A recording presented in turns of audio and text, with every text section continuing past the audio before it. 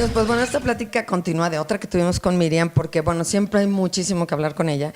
Y en relación a lo que habíamos comentado en su momento, que estábamos hablando sobre los migrantes y diferenciar los migrantes de los refugiados, en el caso México, Estados Unidos, y no nada más México, Estados Unidos, sino en toda Latinoamérica, pues también quedó en el tintero y siempre quedarán muchos temas.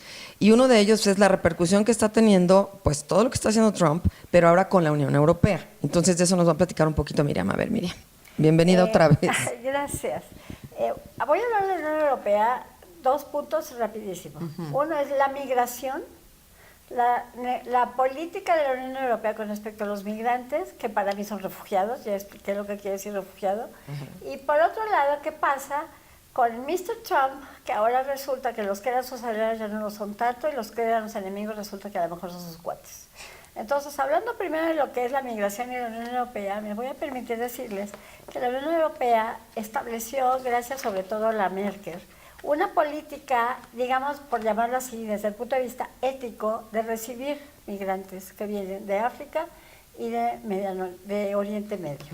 Y en ese sentido, la Unión Europea ha incrementado enormemente sus operaciones, tanto de búsqueda como de recepción de migrantes, y resulta que en 2015 y 2016 se triplican los recursos disponibles para salvar a más de 400,000 personas. Se capturaron, porque es ahí, ustedes creen que además hay coyotes aquí que van a la gente de Estados Unidos, hay coyotes, y hay barcos, y hay negocio, eso es el negocio del migrante. Y entonces resulta que han logrado capturar a más de 2,000 tratantes de que se llevan a la gente a que se ahoguen en el mar, a traficantes, y se han retirado 375 embarcaciones, ¿sí? Y bueno, y al respecto resulta que seguramente ustedes oyeron, hace como 2 meses que todavía se habla del asunto, de un barco que se llama Aquarius y que traía 460 refugiados. Resulta que casualmente acababa de tomar posesión el nuevo gobierno de Italia. La decisión de la Unión Europea como bloque había aceptado la recepción de refugiados en una manera, hasta cierto punto podríamos llamarlo indiscriminada, aunque sí checan quién eres, de dónde vienes, etcétera, etcétera. Pero empezaron a recibir sobre todo en Alemania, sin que la Merkel tomara en cuenta que cada individuo que llega tiene que hacer pipí, tiene que comer y tiene que dormir y tiene que bañarse. No, claro. Y entonces tiene que trabajar o tiene que tener un ingreso o alguna manera, ¿sí? Y entonces afectas a los intereses de tu propio nacional. Obviamente la situación de los países europeos no se pueden comparar con la situación de México, ni lo pretendo.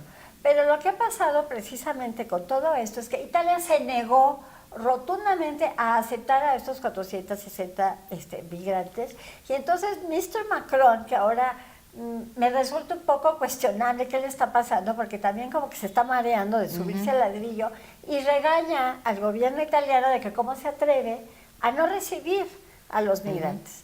Italia dice, lo siento mucho, mi capacidad lo rebasa, y entonces logran que 2 barcos lleguen a España, a Barcelona, y los reciben.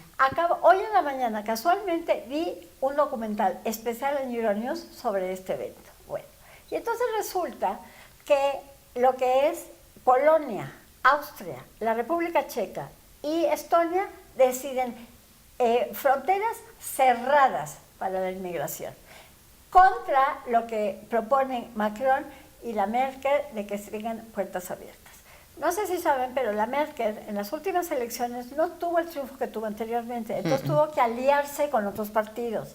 Y el partido con el que sí se alió nombró como ministro del Interior de Alemania a una persona que está totalmente en contra de la cuestión de migración. A raíz de que esto pasó con lo de Italia y demás, que se lleva a cabo una mini cumbre de la Unión Europea precisamente para tratar sobre los migrantes, insiste la Merkel en abrir la puerta, y entonces su ministro del Interior dice, pues si se abre la puerta yo renuncio, y si ese señor renuncia tiene que renunciar ella porque ya no tiene mayoría. Bueno, todo este rollo es para decirles que la migración es un negocio. Ahora que estaba viendo... Un negocio y un problema globalizado, porque... Claro, sí. Pero el problema globalizado lo provoca el negocio, que es la venta de armas, la venta... Hoy estaba viendo que necesitaban un barco de puros voluntarios italianos que estaban ayudando a los que llegaron en ese barco Aquarius, las cantidades de chalecos salvavidas que necesitan. Bueno, ¿quién fabrica los chalecos salvavidas? Sí, pues, ¿quién se lo compran? El moche para el que me lo va a fabricar, porque no creo que solo en México hay moches, no. La creo corrupción es mundial y tiene que ver con el poder, punto.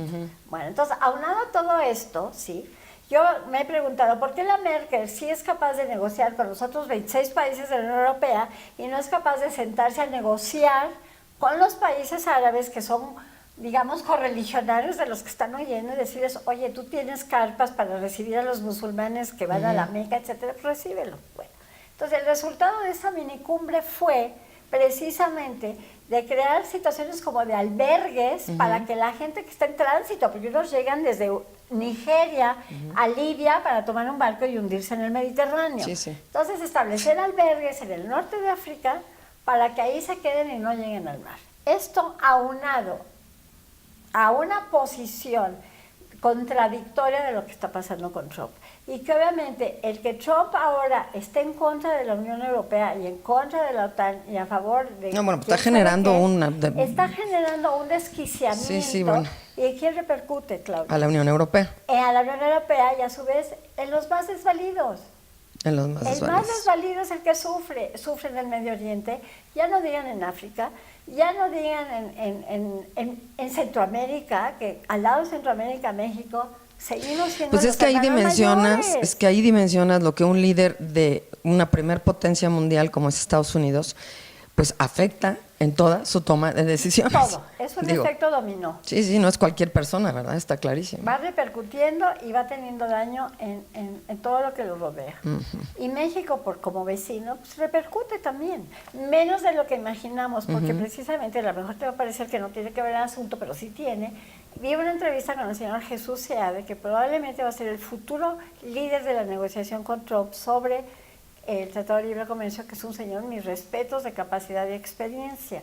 Y lo que él ha dicho, y regreso a México, dejo un poquito de lado ahorita la Unión Europea, es México tiene los instrumentos legales de tratados para negociar comercio, salvoconductos, etcétera. Están firmados, están establecidos, y no los aplicamos.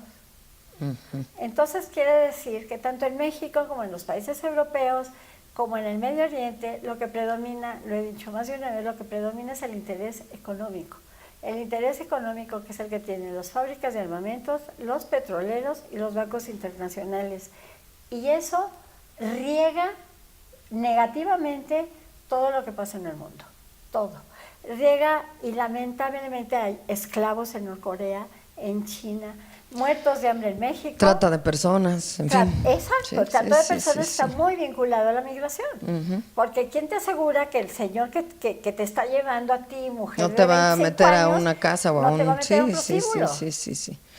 Es complejo y esto es una embarradita, pero muy claramente lo explicas.